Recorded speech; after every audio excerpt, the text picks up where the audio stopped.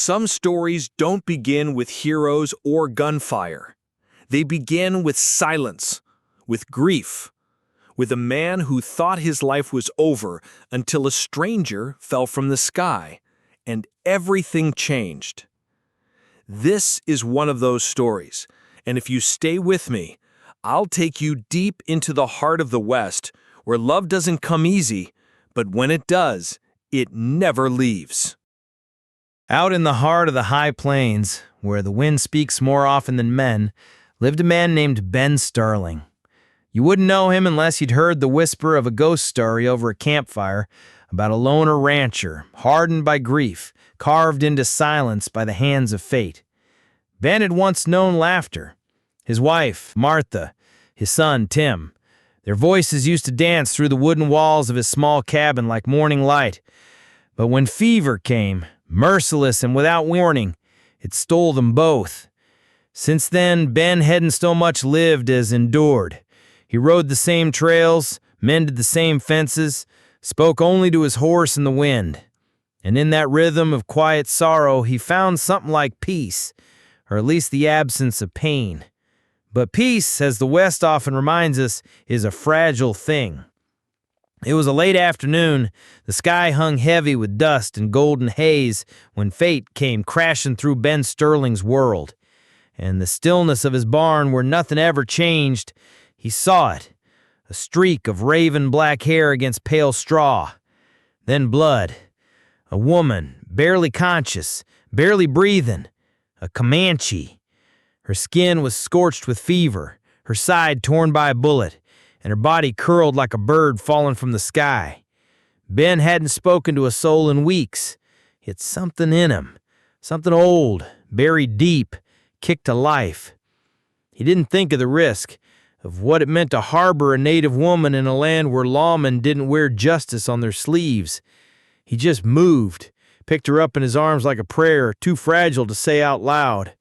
She weighed almost nothing, and yet in that moment, he felt like he was carrying the weight of a lifetime. He brought her into the cabin. That silent, empty place suddenly felt charged, like the hush before a storm, or the moment before a man realizes he's fallen in love. He boiled water, tore strips from his own shirt to bind her wound, cleaned the blood, listened to her ragged breath like it was the ticking of a clock counting down to something unknown.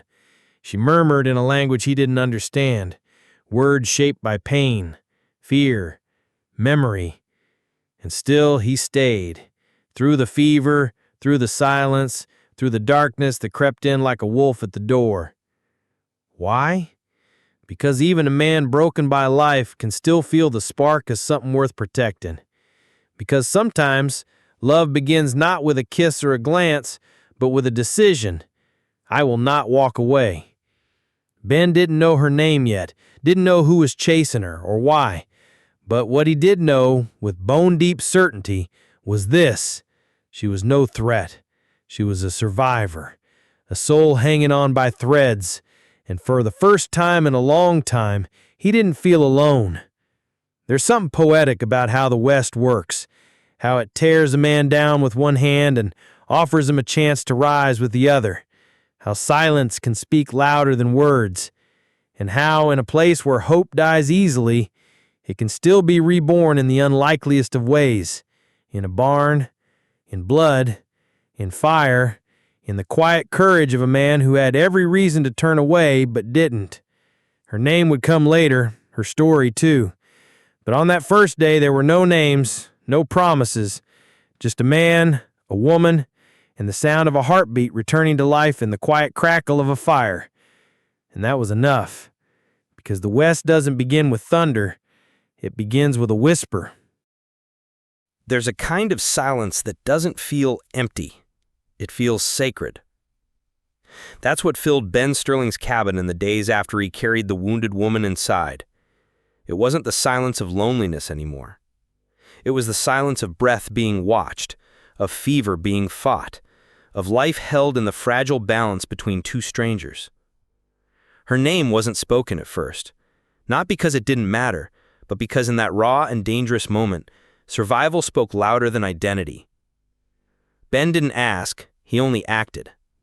He boiled water, cleaned her wound, tore the last clean shirt he owned into strips and wrapped them around her side with the same care you'd give to something sacred.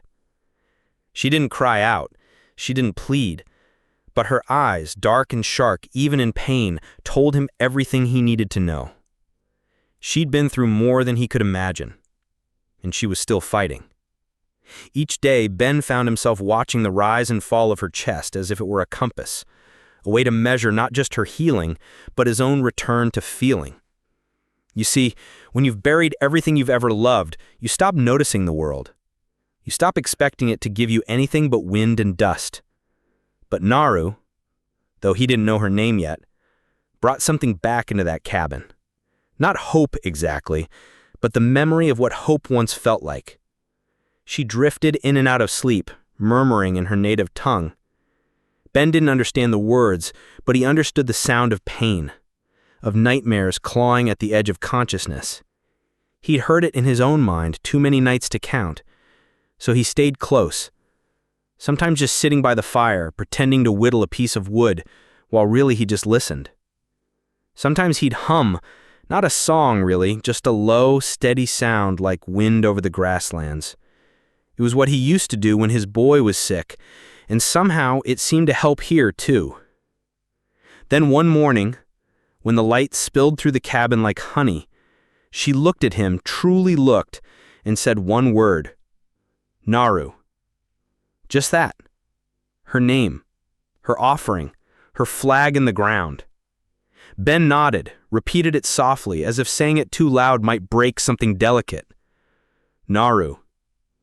She smiled, barely, like a ripple across still water. It was the first smile he'd seen in years that didn't belong to a memory. After that, things changed. Not with words. They still spoke little, but a rhythm began to form. Ben would leave small things beside her cot, a smooth stone from the creek, a feather from a hawk, a few late-season berries. Nothing grand, nothing explained, just tokens, gestures. The way the land teaches you to communicate, quietly, with care. And Naru responded. One day he saw her fingers turning the feather over and over, a faraway look in her eyes. Another day she moved from the cot to sit by the hearth, her hands mending a tear in her dress with needle and thread. The fever had broken. Her strength was returning. So was her spirit. There was something unspoken between them, and maybe that was what made it real, a bond formed not in words, but in shared breath, in acts of mercy, in the steady rebuild of trust without asking for it. It was the kind of connection that doesn't announce itself, it just settles in like twilight over the plains. And though neither of them said it, they both felt the same truth blooming quietly beneath the surface, that sometimes, even in a land built on hardship and sorrow, two souls can find their way to each other, not by chance, not by design, but by the grace of a world that still, somehow, allows miracles to root in blood-soaked soil. Naru was healing. And Ben? Ben was remembering what it meant to care, to risk, to protect something, not because it was safe, but because it was worth it. In a way, they were both learning how to live again, one quiet hour at a time. There's a particular kind of silence on the plains before something terrible arrives. It's not empty, it's listening. And Ben Sterling, who'd learned the rhythm of this land better than the rhythm of his own heart, could feel it shift, like a breath being held just a second too long. At first, it was subtle, a broken twig in a place that hadn't seen footsteps in weeks, the faint curve of a horseshoe print near the creek, half concealed by wind-blown grass. But Ben noticed. He always noticed. Years of solitude had honed his senses sharp as a bowstring, and now those instincts were screaming. Someone was coming. Someone dangerous. He didn't tell Naru, not right away. She was healing, stronger each day, her eyes clearer, her steps more certain, but there was still a quiet fragility about her, like a fire just beginning to catch. So he watched, waited, and prepared. Then, one day, they came. 5 riders, silhouettes against the noon sun, dust curling off the hoofs of restless horses. At their head was a man whose presence chilled the air around him, Captain Malachi Brann. His cavalry coat may have once stood for law, but his eyes told a different story. Cold, calculating, hungry. A man who wore authority like a borrowed name, but carried cruelty like a second skin. Ben met him at the door, calm, still, but ready. Rifle within reach, his boots planted like roots in the earth. Brann didn't smile, he smirked.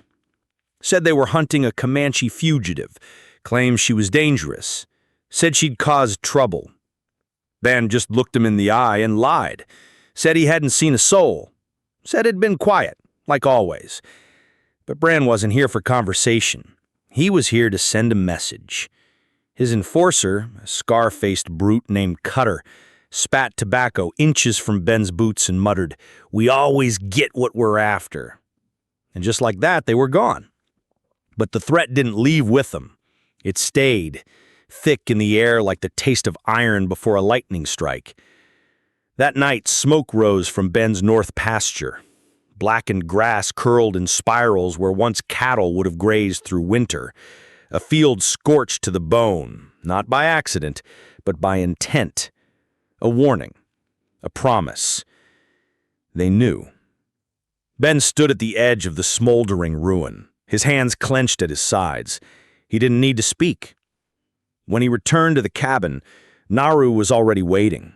Her eyes didn't ask what had happened. They already knew. The time of silence was ending. But even in that looming dread, something unspoken held between them, stronger than fear. She sat by the fire, carefully stitching a tear in her dress with calm, practiced hands. And Ben, watching her, understood something simple and profound.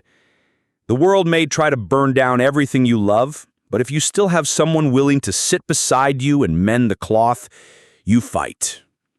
He began preparing without a word, checking ammunition, resecuring the locks, watching the ridge more closely. And Naru? She didn't hide. She helped. In her presence, Ben felt something shift, not just the gears of survival, but the rhythm of connection. She didn't need grand declarations, neither did he. Their bond had grown in the quiet, in the looks held a second longer than necessary, in the feather placed gently beside her bed, in the way she now stirred the stew while he oiled his rifle. They were readying for war, but they were doing it together. The West was never kind. It wasn't built for softness. But even in its harshest corners, there are moments where something rare takes root. Trust, loyalty, maybe even love. And when those things bloom in the dust and danger of a world like this, they don't just survive. They endure. Captain Brann thought he saw a lone rancher, a forgotten man on forgotten land, but he didn't see what was rising in that cabin.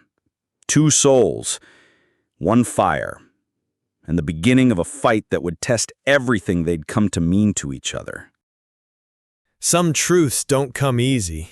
They sit heavy on the chest, waiting for the right moment to be spoken, because once they are, nothing is ever the same. That moment came one night, as the fire crackled low and shadows danced on the cabin walls.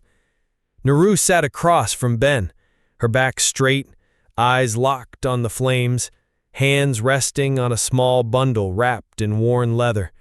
Her voice, when it came, was low, steady, but it carried the weight of generations. She didn't waste words. Brann killed my family.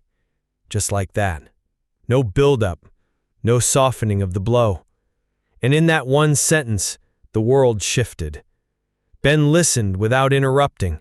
She told him everything. How Captain Malachi Brann had come to her people not as a soldier, but as a predator. He had no interest in law or peace. What he wanted was the sunken canyon, a sacred place, hidden for centuries, known only to the Comanche elders. They believed it was more than land. It was healing, memory, spirit. And maybe, just maybe, gold. Bran believed in the last part. That belief was enough to turn him into a butcher. He tortured her grandfather, the keeper of the path, a man whose mind held the only map to the canyon. But the old man never gave in. He died with the secret still inside him. Naru had watched it happen. She'd seen the fire, the blood, the hollow silence that came after. And in the chaos, she ran, wounded, desperate, carrying nothing but her memory of the land and the medicine bundle her grandfather had passed to her in his final breath. She was not just running for her life. She was carrying a legacy, a secret, a truth her enemies would kill to own and she would die to protect. Ben sat there, still as a stone, but inside, something ancient stirred. Rage, yes, but not just that. Recognition. Years ago, in his time as a scout, he'd seen it too. How greed could wear a uniform. How power could crush the innocent. He'd been helpless then. Just another cog in a machine that devoured people and called it progress. But this time he wasn't helpless. He was home. He had a rifle, and he had a reason. And sometimes, that's all a man needs. When Naru finished speaking, she unwrapped the bundle. Inside, beads, herbs, feathers, fragments of bone. Simple things to outsiders, but sacred to her people. Ben didn't ask questions. He just nodded, eyes meeting hers with quiet resolve. They didn't need to say it out loud. They were past words now. The line had been drawn. That night, the cabin no longer felt like a refuge. It felt like the center of a coming storm, a last stand. And they began to prepare, not out of fear, but out of duty, to the dead, to the living, to something older than both. It's a strange thing how truth, once spoken, can become a kind of fire. Not the kind that destroys, but the kind that hardens steel, tempers the soul. That night, 2 fires burned, one in the hearth and one inside both of them. Ben had always believed he was done fighting, that the world had taken everything worth standing for. But now, here was a woman who'd survived hell, who carried more courage in her than most armies, and she had come to him, not with demands, but with truth. And in return, he gave her something just as rare, his promise. He looked at her, voice low but certain. He won't find it, and he won't take you. The past hadn't just knocked on his door. It had marched in with a name and a face. But Ben Sterling wasn't the same man he once was. He had something to protect now. Not just land, not just legacy, but a flicker of life that deserved to burn brighter than fear. Because the West may belong to the ruthless, but not this time.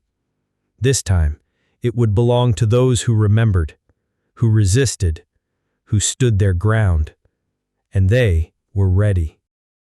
There comes a point when running is no longer an option, when the ground beneath your feet becomes more than just dirt. It becomes sacred, claimed, a line in the sand that says, no farther. For Ben Sterling and Naru, that moment came like thunder rolling over dry hills. Quiet at first, but unstoppable. They could have run, disappeared into the backcountry, left the cabin behind, and maybe, just maybe, lived to see another season. But they didn't, because some places are worth defending. Some truths too valuable to abandon, and some people change the way you see the world. Ben looked out across his land, the ridges, the creek bed, the sloping pasture burned black by a coward's warning, and saw not just terrain, but tactics. The instinct of a former army scout kicked in.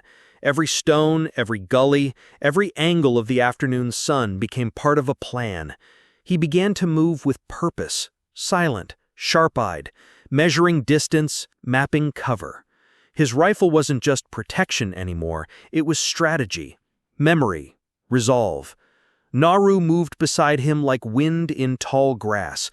She had a hunter's grace, and something more, a fierce intuition passed down through generations. Where he saw firing angles, she saw places to disappear. Where he laid traps of metal and wood, she laced the land with silence and shadow. She showed him how to smear crushed leaves across their scent trails, how to listen for a broken twig in the rhythm of the wind, how to vanish behind nothing more than motionless stillness. And he taught her how to read the lines of fire, the arcs where bullets would fly truest, the places where a single shot could turn a charge into chaos. They became something together, more than man and woman, more than survivor and protector. They became a force, a quiet defiance carved into the land itself. Wood piles became breastworks. The barn's hayloft turned into a sniper's perch.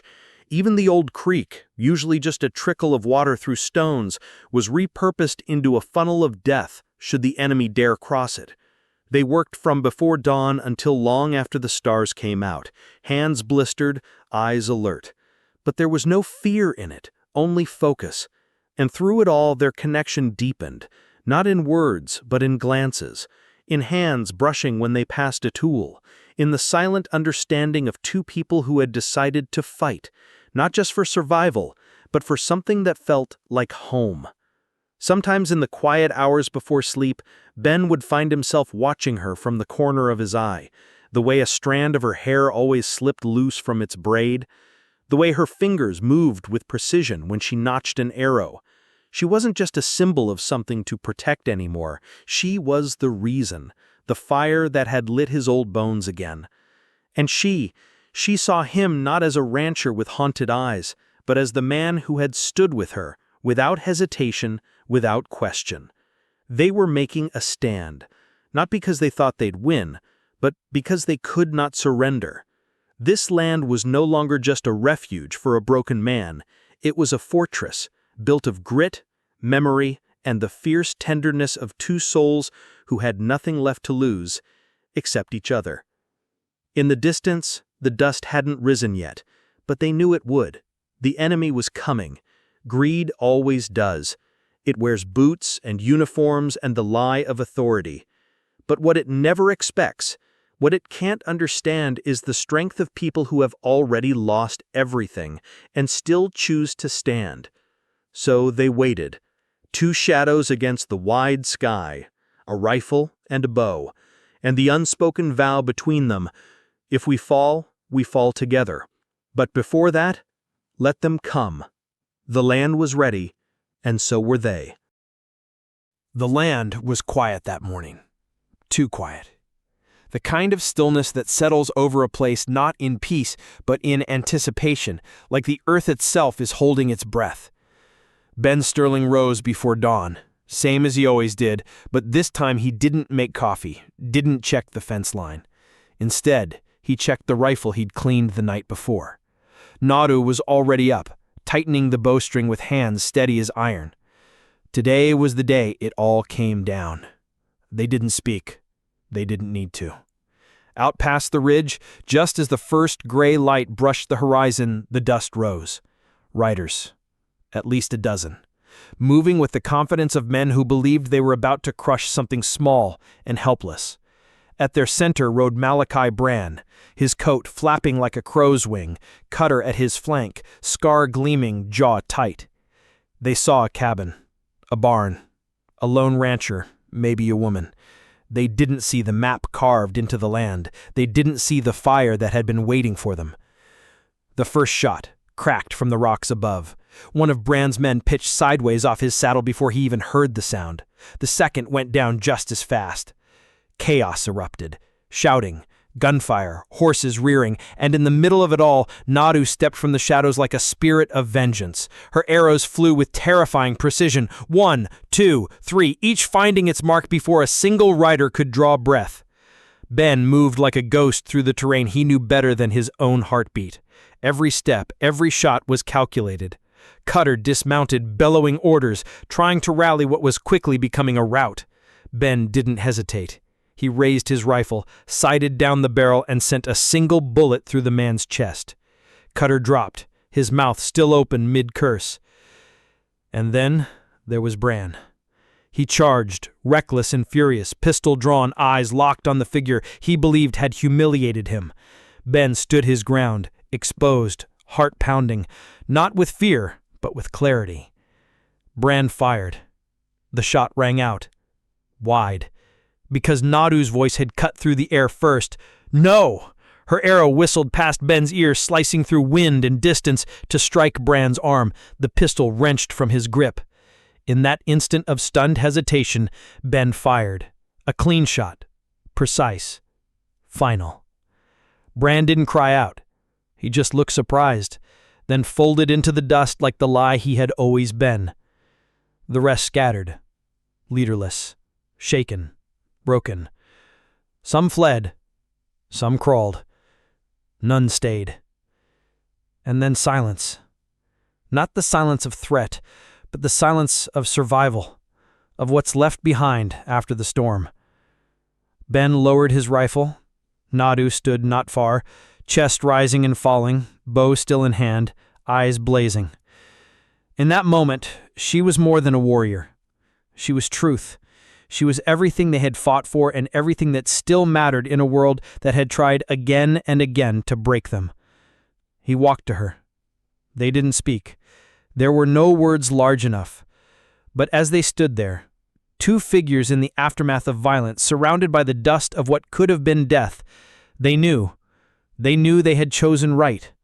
That love, forged in hardship, is the kind of armor no bullet can pierce. Later they buried the bodies, far from the cabin, far from the sacred ground they'd defended. Naru placed her grandfather's medicine bundle atop Bran's shallow grave, not as a blessing, but as a mark, a warning, that the land remembers, that it never forgets. And when the last mound of earth was patted down, Ben looked at the woman beside him, the fire still flickering in her eyes, and felt something he hadn't in years. Alive. The West had come for them with rage and fire, but it left empty-handed, because the battle hadn't just been for a canyon, or a secret, or even revenge. It had been for each other. And they had won. The dust had settled. The gunpowder had long faded from the air. And where there had once been violence, now there was only stillness, heavy, sacred, almost holy. Ben Sterling stood beside Naru in the pale light of morning, the land scarred yet calm beneath their feet. Together, they buried the dead. No ceremony, no vengeance, just quiet earth over broken men, far from the cabin they'd tried to take and never truly understood. There were no markers, no names etched in wood. They didn't deserve that. But over one grave, Bran's, Naru placed something different. Her grandfather's medicine bundle, wrapped carefully in leather, laid not as a tribute, but as a boundary, a message. That here, the sacred had held its ground, and that those who came with greed and violence would not be remembered with honor, but with silence. Then she sang. Her voice was soft, almost like wind, carrying the tones of a song older than the trees, older than the ranch, maybe older than the stars, a Comanche morning song. Not just for her grandfather, but for her people, her past, and perhaps even for the future she might now finally begin. Ben didn't understand the words, but he understood the feeling. It settled in his chest like a heartbeat that had been missing too long. For years he'd lived in the shadow of grief. The laughter of his wife, the wild joy of his son, those sounds had faded into ghosts, echoes trapped in firelight and empty rooms. He'd buried himself in routine, in silence, in the wide desolation of the plains. But now something inside him stirred. Not just relief, not even pride. It was life. Naru stood beside him, her eyes calm, her shoulders strong. She wasn't just a survivor anymore. She was a part of this land now, part of this place, as much as the hawks overhead or the wind that carved stories into the stones. And Ben, for the first time in years, felt that he wasn't just watching from a distance. He was living again. Their connection, what began in blood and danger, had become something deeper. They spoke little still, but words weren't needed. There was trust, there was respect, and there was love, though neither had said it aloud. It was there in the way they moved together, in the way their eyes met across firelight, in the way their hands found each other naturally, like roots growing toward the same spring. This wasn't the end of a story. This was the beginning. The future ahead of them wouldn't be easy. The land was still harsh, the world still complicated. She was a Comanche woman. He, a former soldier turned rancher.